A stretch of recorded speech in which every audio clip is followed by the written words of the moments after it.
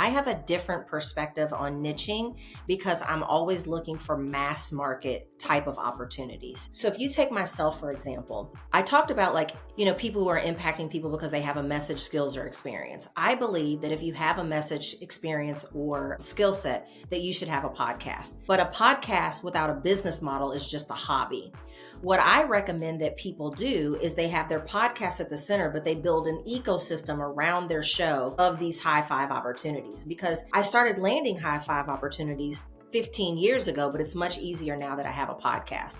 So this is something that everyone can implement today if they want these bigger opportunities. You have to think about your brand and you have to think about your expertise in broader themes. I call it an umbrella brand. So you have to ask yourself, so if I take myself, for example, I don't brand myself as a podcasting expert, even though my podcast is in the top 3% in the world, even though podcasting is central to the strategy that I teach, I position myself as an influence expert, not a podcast expert. Why?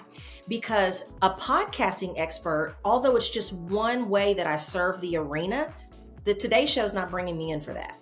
A corporation is not bringing me in to teach somebody how to podcast. Now they could because they want their executives to be personal brands nowadays.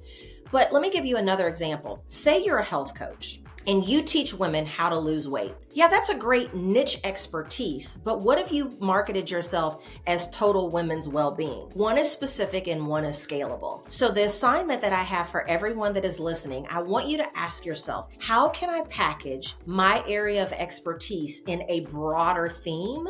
Because that's gonna make me attractive to major media. That's what's gonna make me attractive for a corporation to pay me to come and speak or to do a workshop or even sometimes a 7-figure consulting deal. I literally just got off of a call with a mastermind group, and there was a woman in our group that submitted an RFP, which is a request for proposal, for just less than $1 million. Why? Because during this process, she stopped saying, I help women do X, Y, and Z, and she started looking at the broader scope of how she helps people. And now she's put in this proposal with a corporation on the West Coast. And through the 2 phases of her executing that, it's just less than $1 million. I'm not saying that you can't get to those types of amounts by being just a very small slivered niche, but it's going to be more difficult. You need to look at how do you give yourself mass market appeal, and that's the way that you do that is by looking at your stuff in broader themes.